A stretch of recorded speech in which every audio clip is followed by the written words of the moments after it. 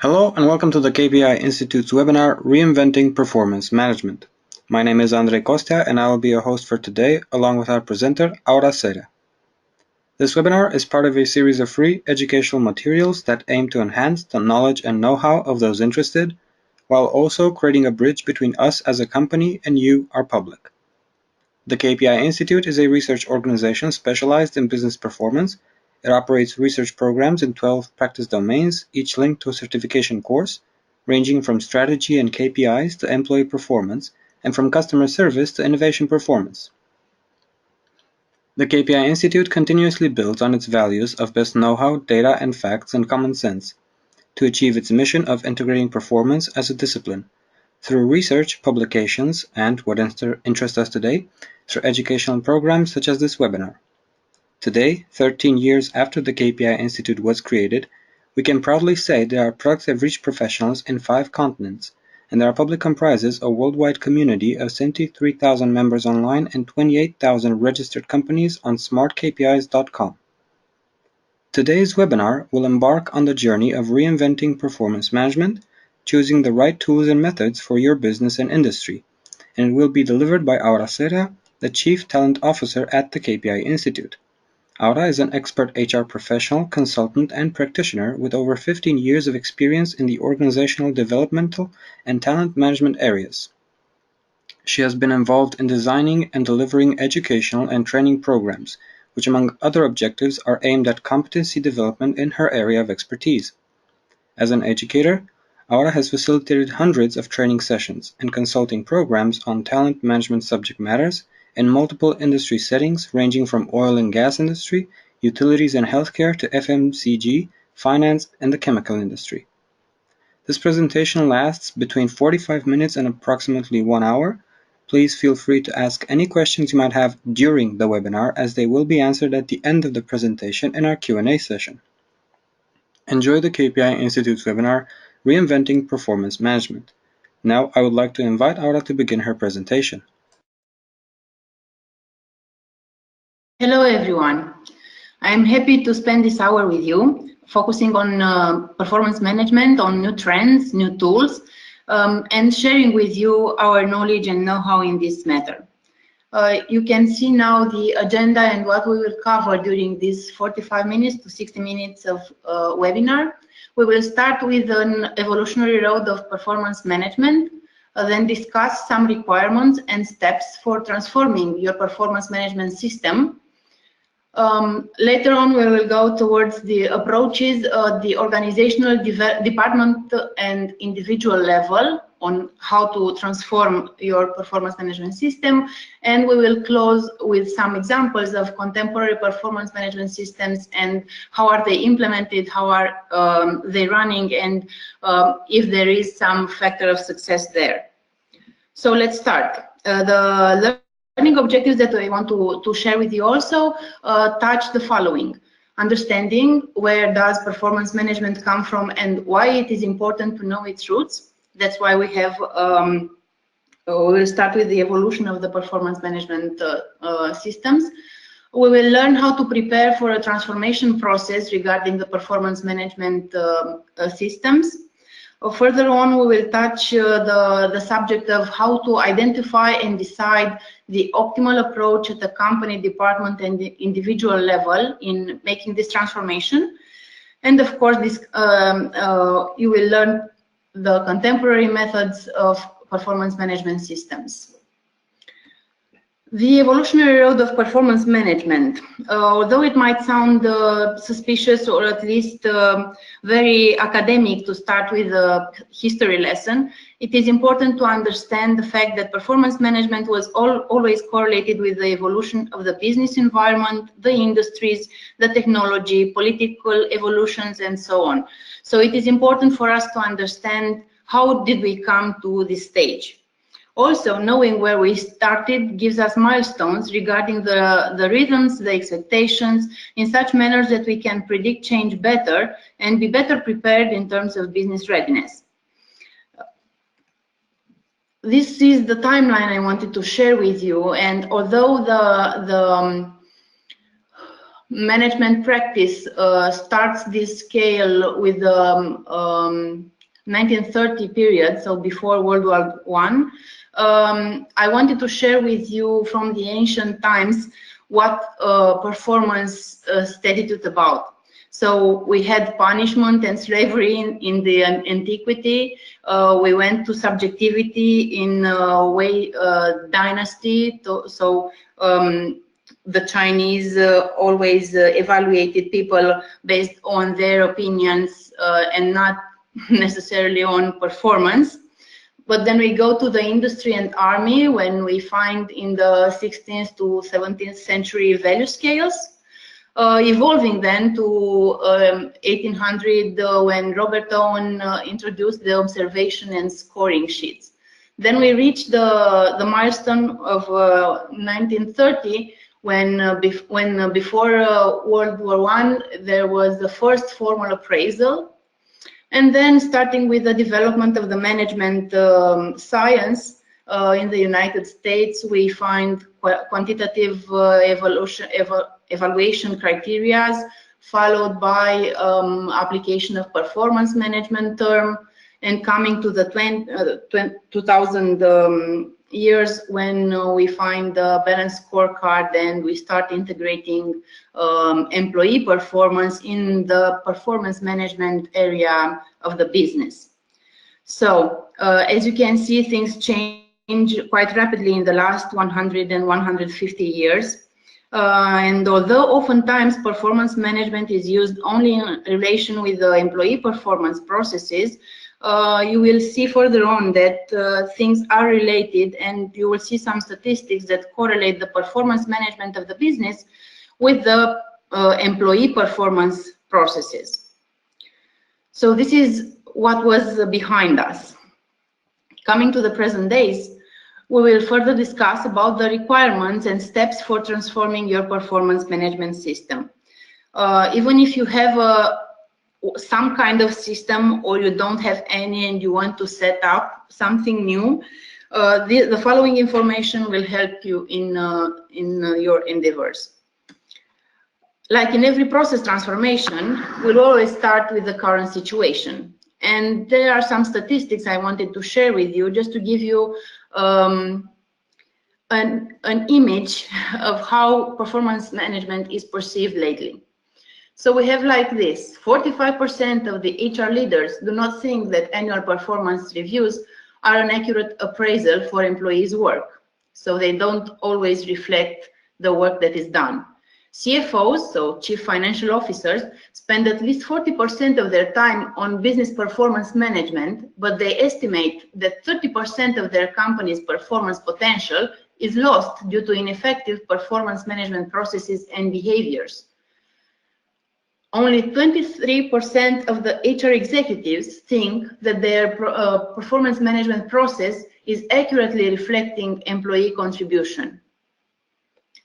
Only 8% of companies report that their performance management process drives high level of value, while 58% said that it is not an effective use of time.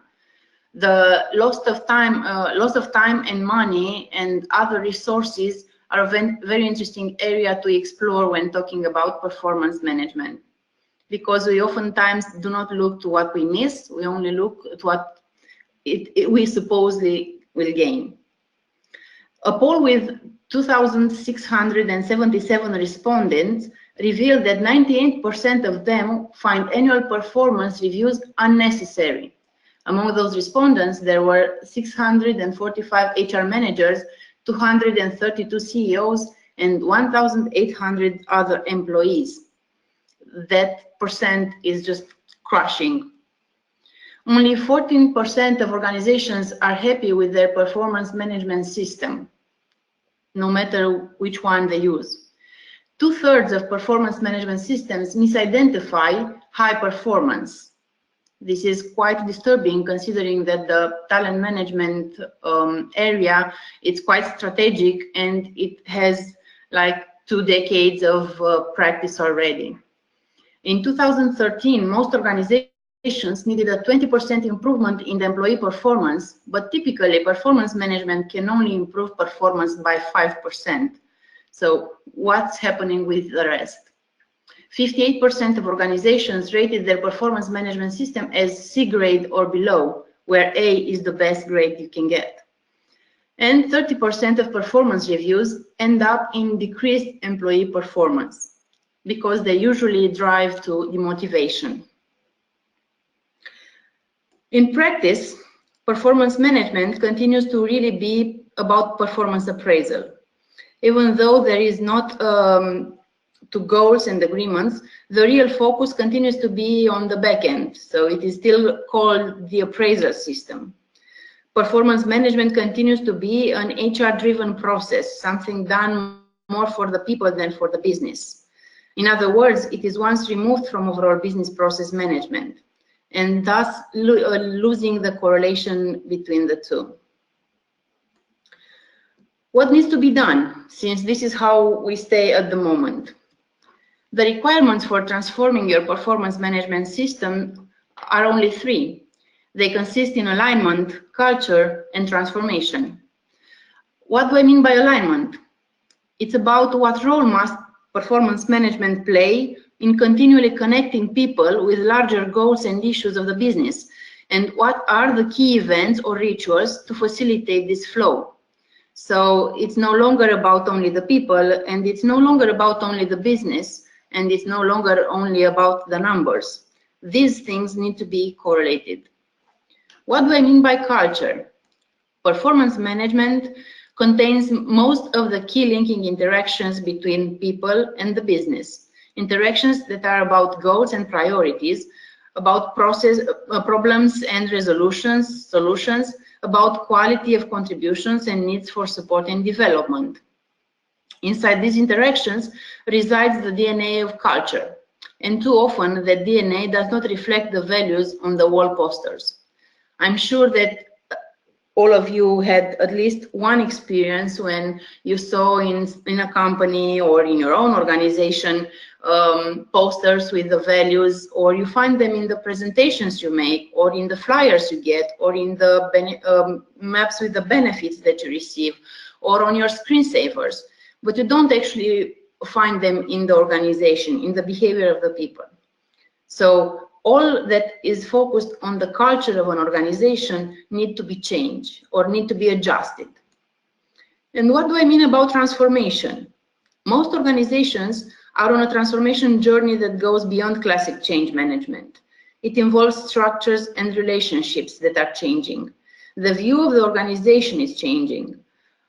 People are participating more in a network of work and conversations rather than primarily in a command and control hierarchy. They need to balance ongoing responsibilities with virtual and project work, and with the need for more agility and innovation, and of course, continuous improvement. Introducing a new approach to performance management can facilitate all this shift. One aspect of this is a shift from what I do to what I deliver. So as soon as the people will understand, and by people I mean also the employees and the leadership levels, that it has become more important to focus on the value added and what the person delivers to an organization rather than what the people do, the sooner this transformation will happen. Let's see about the steps. The steps for transforming your performance management system are also simple. We only have 3 steps, and we will start with creating a new mental model of the business. Of course, it doesn't need necessarily to be only mental. It would be nice to have it on paper and to be shared with all the leadership levels, not only with the top management or the board. The model can show people in a network, in a supply chain, to the customer, or in a functional or other hierarchy or home group. The cascading organization chart is the enemy of new thinking about accountability and relationship, because new work is usually based on networks. Publicizing a new mental model of the business will include customers and suppliers. It can be posted everywhere, and thus making the change in people's minds.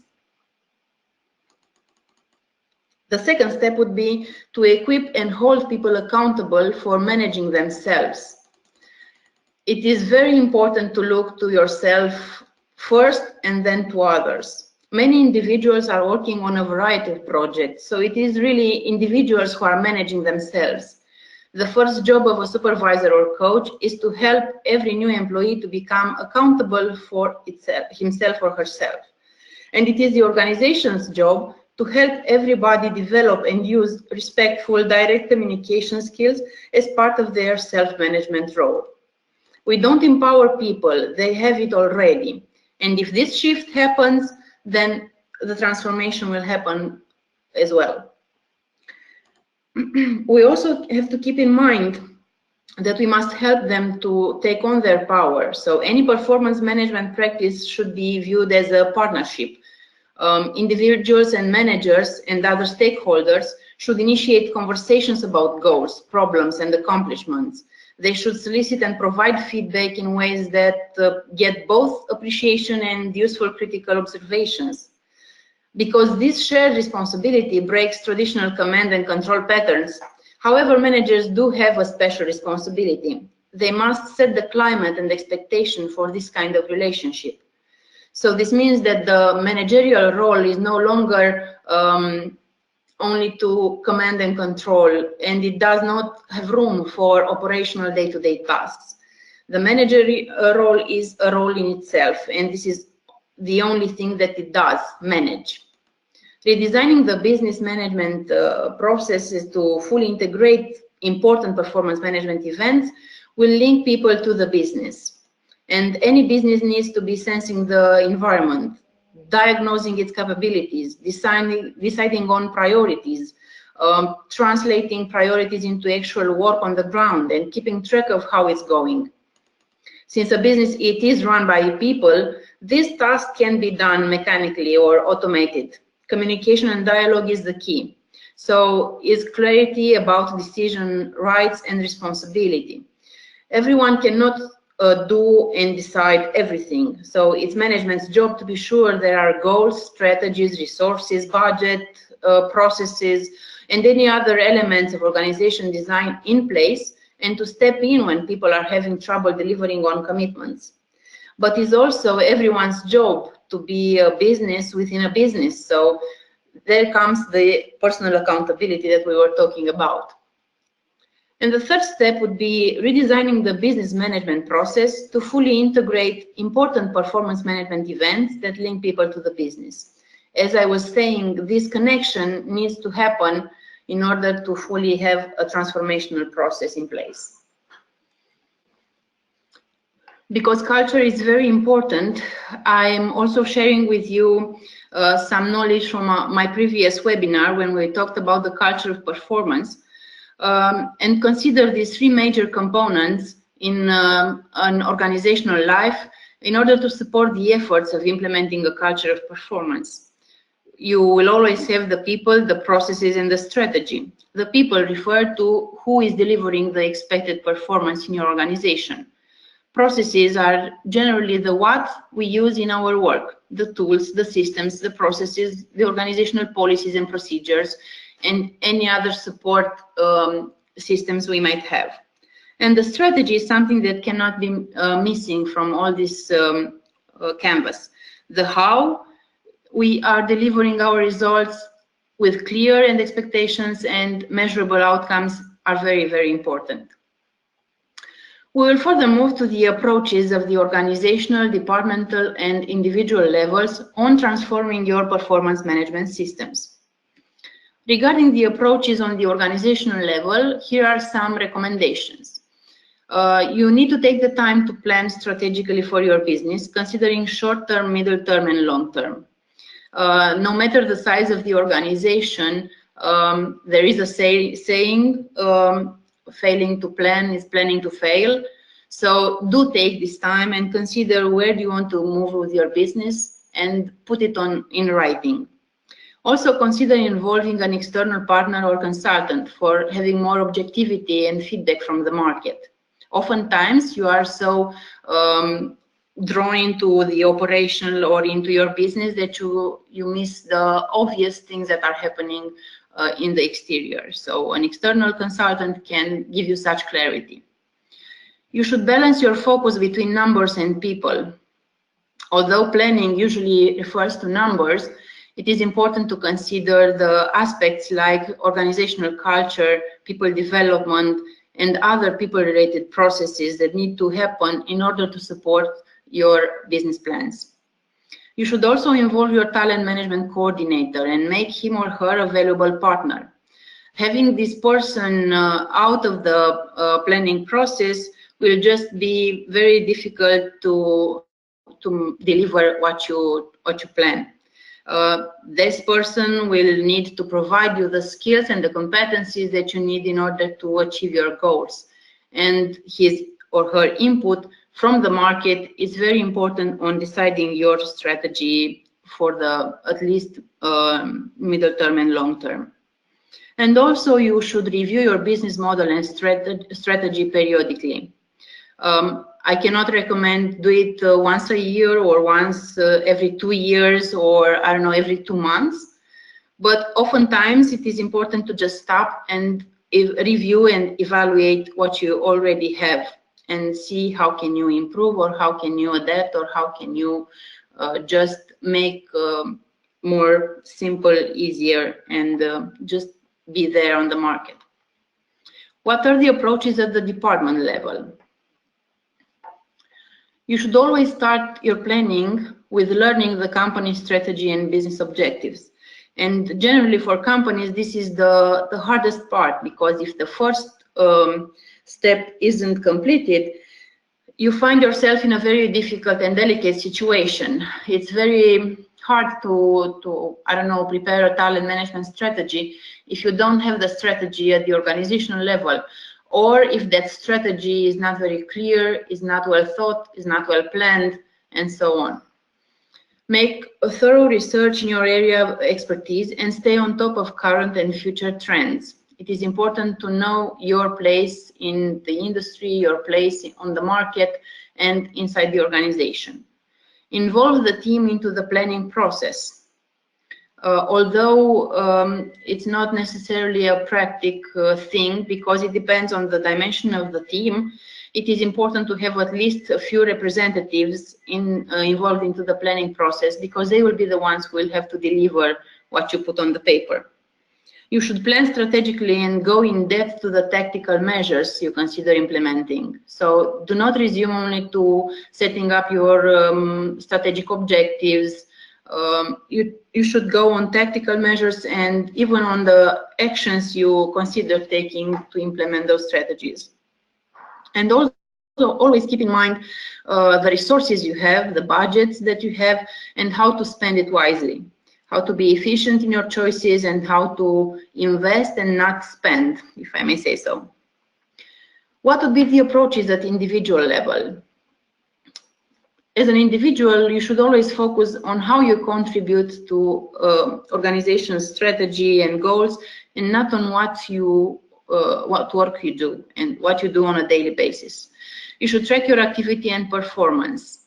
You should ask for feedback and ask for help from manager, from the peers, or other stakeholders that can make your job easier. You should embrace change and its implications.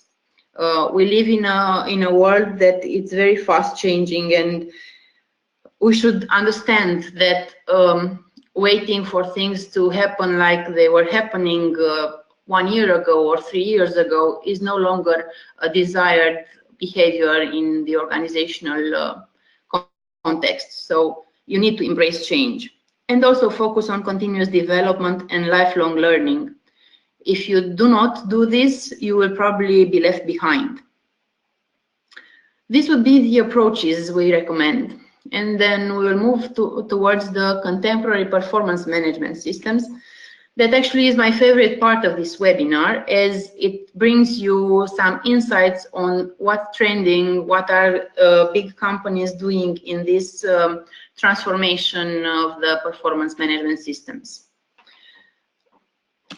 As earlier, I will start with the traditional approach to understand where we are now or where we were if you already started implementing the transformation, And we will see that the traditional approach focuses on the process.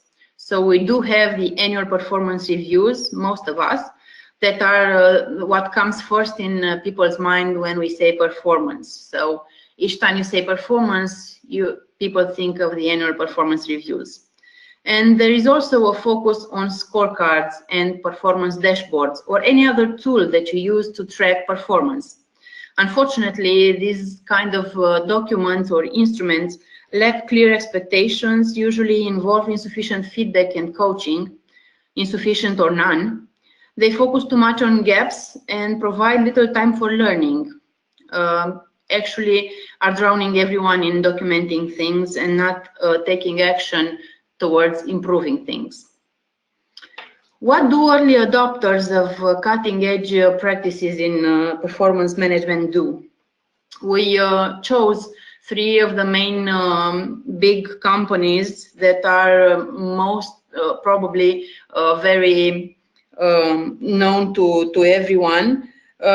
Not necessarily because everyone knows those companies, but because there are some practices that we want to emphasize, and choosing big companies, it's easier in doing so. So about the early adopters of cutting-edge practices, we chose General Electric as a first example. There are like 5, 7, or probably even 10 years since they started this process of transformation. So what we observed is that, from the information they shared, is that what they changed involves the following. There are frequent check-ins and brief annual summaries to conclude. So there isn't a formal one-year review and nothing in between. They embrace technology. Their employees use a mobile app to give each other on-spot feedback. Also, they are piloting a different approach. There are groups where they are trying reviews without ratings. So practically they implemented more systems, 1, 2, or 3 even, of performance evaluation, and they are piloting in parallel. They are also focusing on coaching throughout with a positive impact tone and have a mindset centered on growth. So coaching became a very important skill for the managers and also is a key competency that needs to exist in order to implement such transformational change. Another company we looked for was Microsoft. They also no longer rely on annual reviews. The employees receive regular feedback from managers on progress and the quality of work. The goals they have are adjusted throughout the year, so the process is more dynamic and adaptable.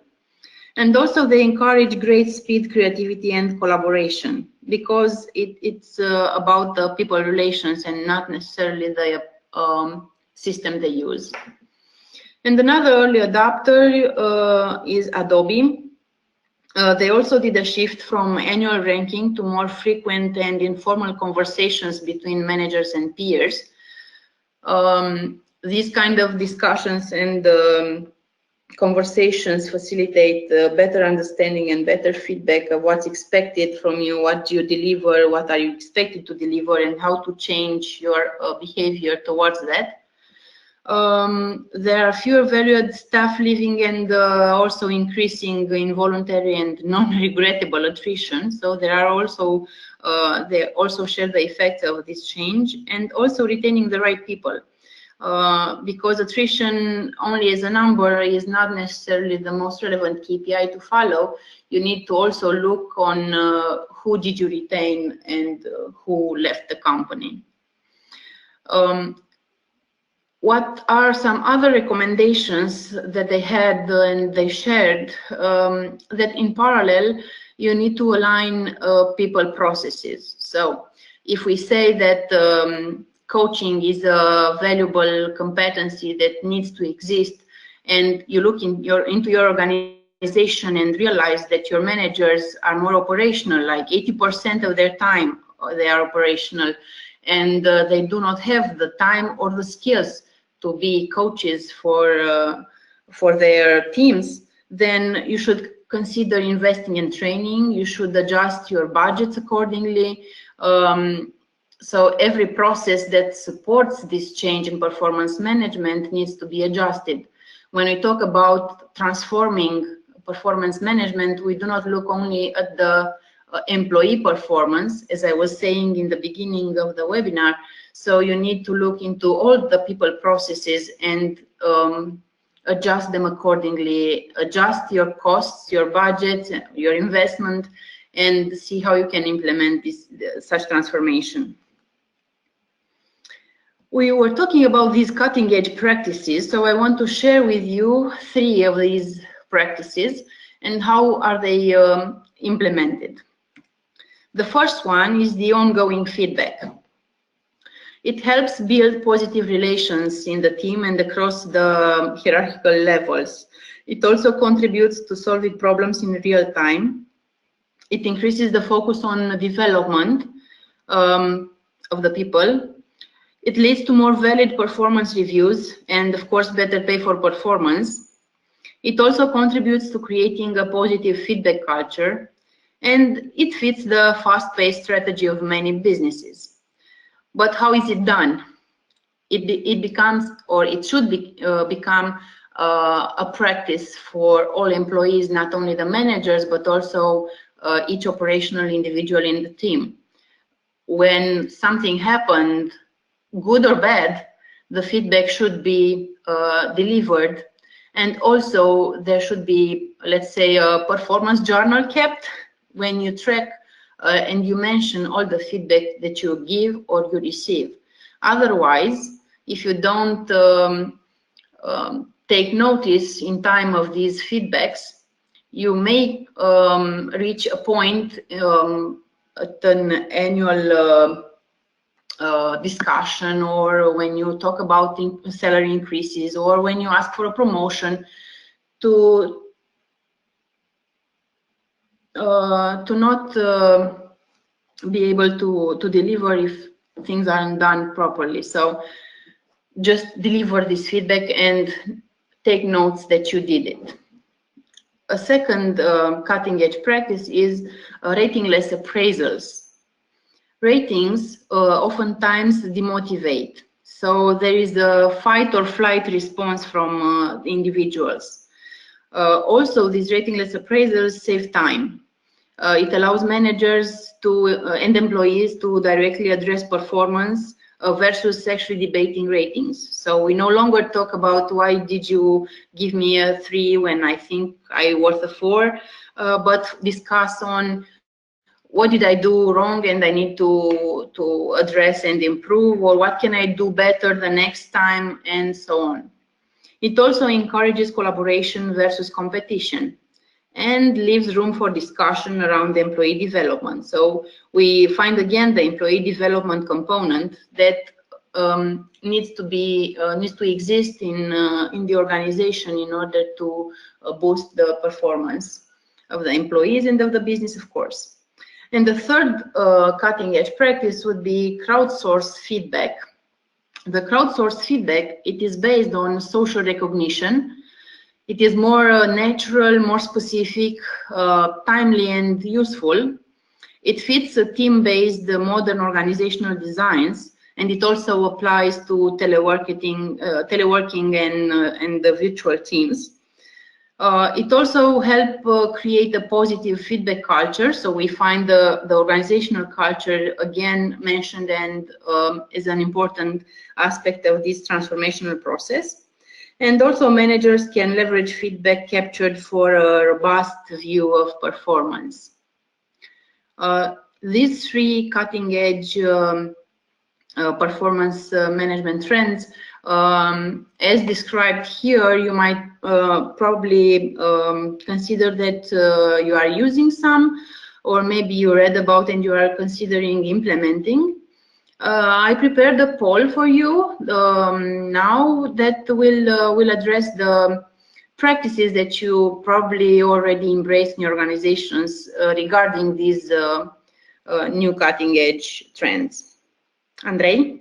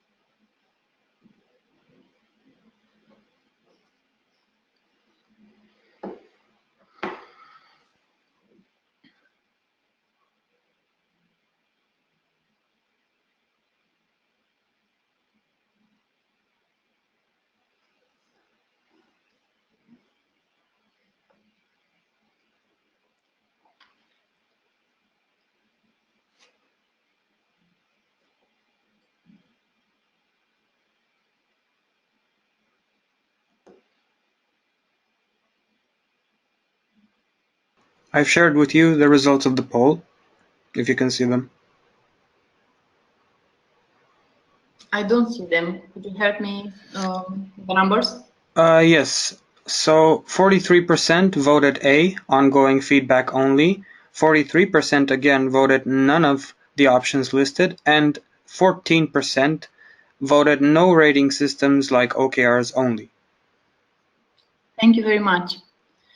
It is very interesting to see how often or how quickly do we adopt new technologies, new tools, new instruments, and so on.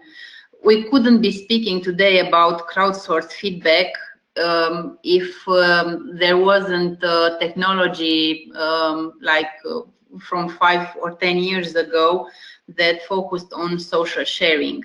So when LinkedIn was launched in 2005, I think, and people started generating content, and then Facebook appeared and other social networks, I think this was the start to the transformation and to finding such tools and techniques like crowdsourced feedback. Otherwise, we wouldn't have this option today.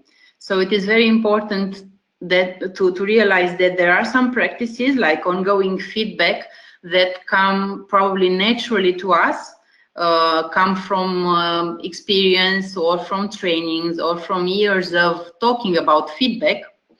And I see that more than 40% of you already use this technique.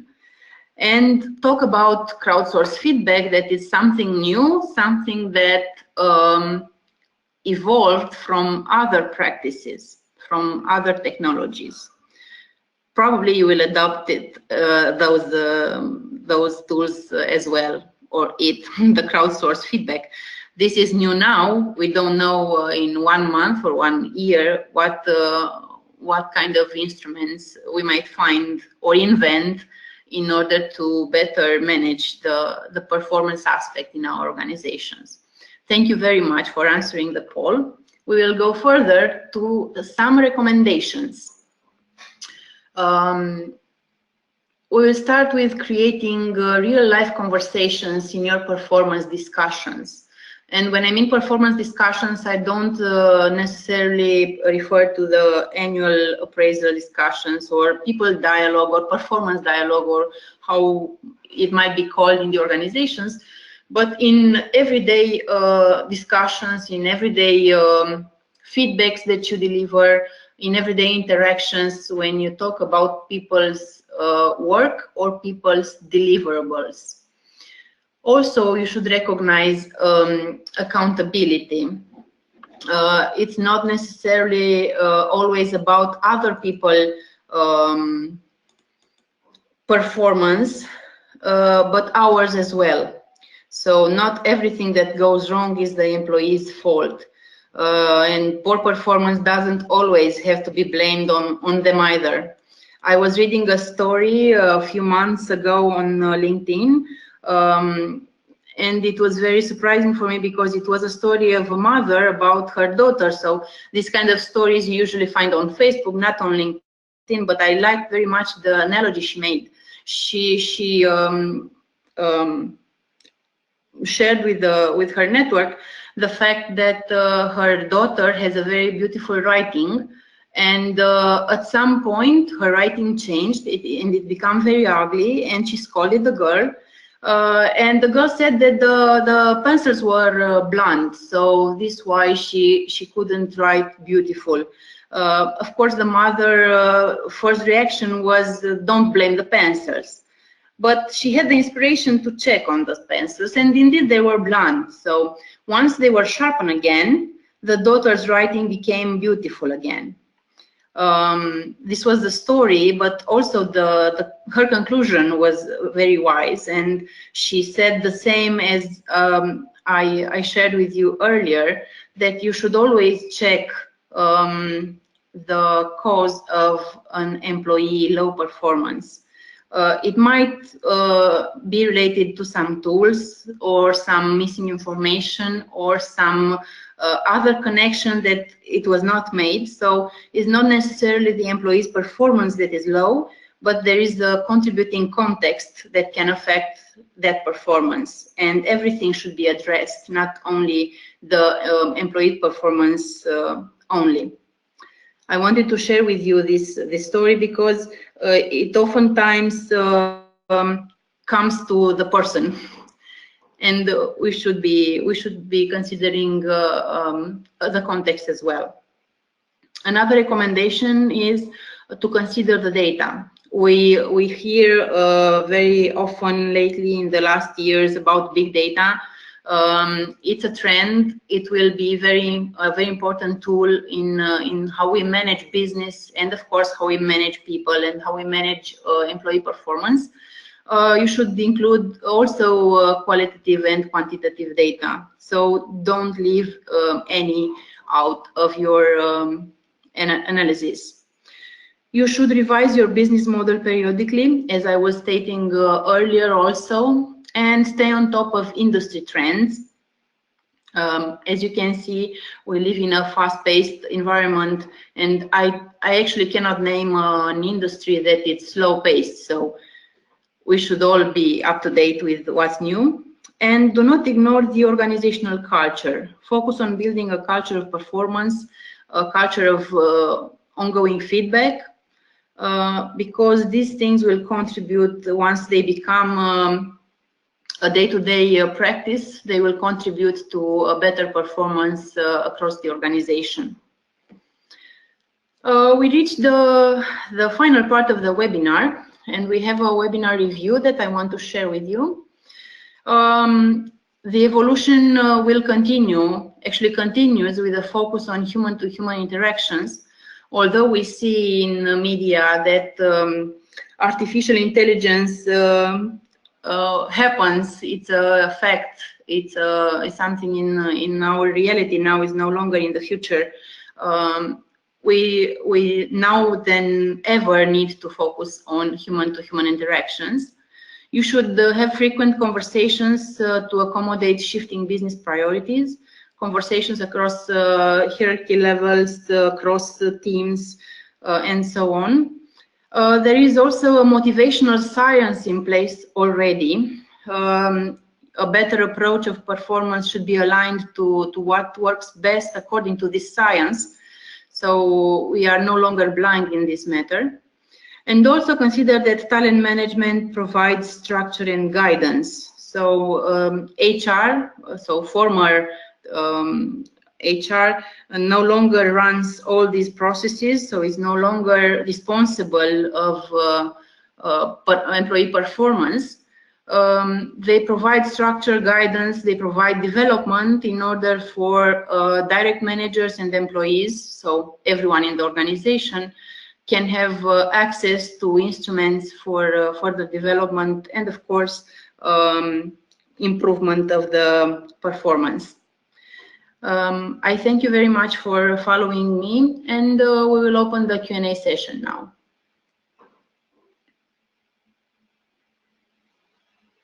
Andrei, do we have any questions? Right as of right now, no, but like you've mentioned, if anyone has any curiosities, please feel free to address them now.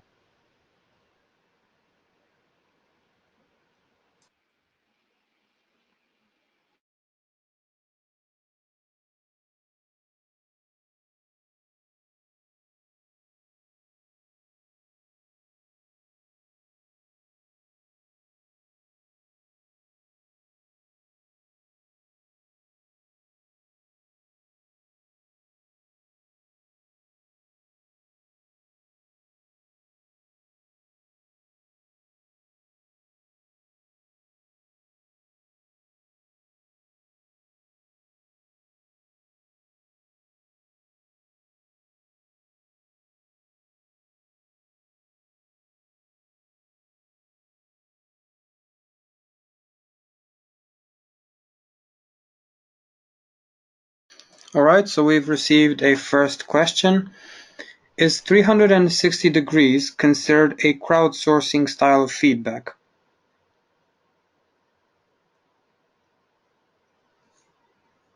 I don't think it is considered crowdsourced feedback because it is structured.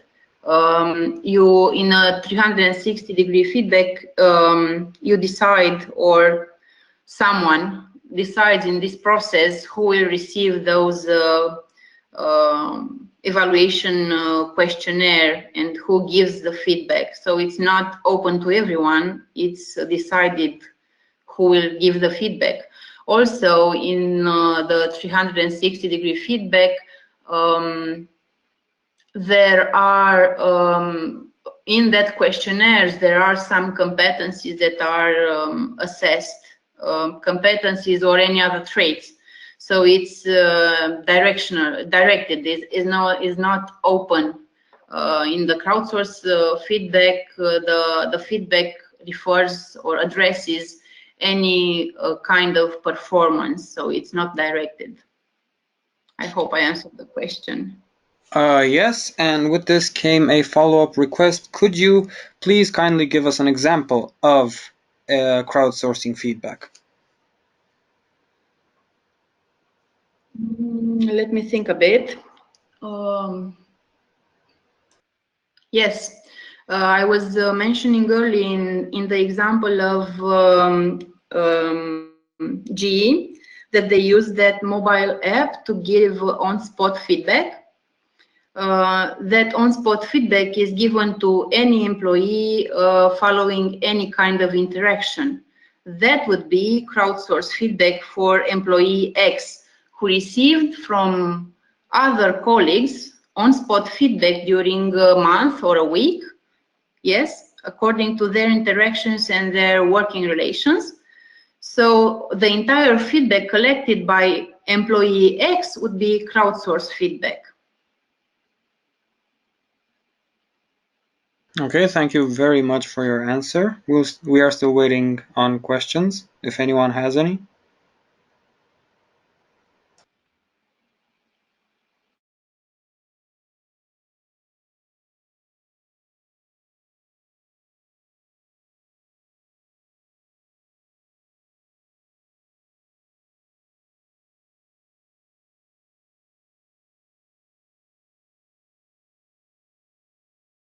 All right, a follow-up to the answer you've provided. How can what you've just mentioned be used in performance, or in, let's say, measuring performance? The crowdsourced feedback? Yes. The crowdsourced feedback is actually measuring the interactions an employee has with his or her peers, colleagues, other stakeholders. So all the feedback that is gathered in a, let's say, period of time can be taken into account when talking about the effects of the performance measurements. So you can discuss after analyzing that feedback. So we talk about some qualitative data, not necessarily referring to the quantity. We can take that feedback into consideration when discussing about different programs of development or different aspects that needs to be improved in that employee behavior or results that he or she needs to deliver. They can be taken into consideration in the comp and ben processes. So all the other people-related processes that I was mentioning earlier need to be adjusted in order to take into consideration the feedback that people receive through implementing this kind of performance appraisal, like crowdsourced feedback. I hope I answered.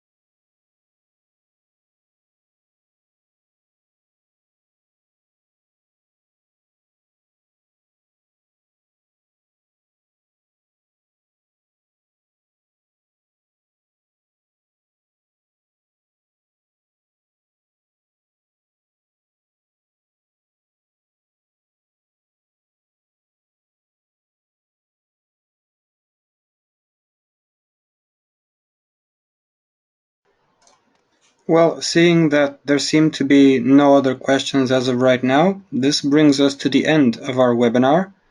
Therefore, Aura, do you have any last words for our listeners? Only to thank you that you chose to spend this hour with me. And if you have any other questions, you will find on the first slide of the presentation my contact details. I am expecting your comments or your feedback on that email address. Thank you very much. Thank you once again for your presentation. The KPI Institute appreciates your interest in the webinar Reinventing Performance Management. Follow our websites and our social media channels to find out more details and to subscribe to our next webinar, 10 KPIs to consider when doing a search engine optimization audit, which will be held on the 27th of September by Olivia Ambreda, the Digital Marketing Manager for the KPI Institute. Also, if you're interested in getting a certification granted by the KPI Institute on vital areas within the performance management discipline, you can explore our scheduled courses on marketplace.kpiinstitute.org. Thank you once again for your participation and have a nice day.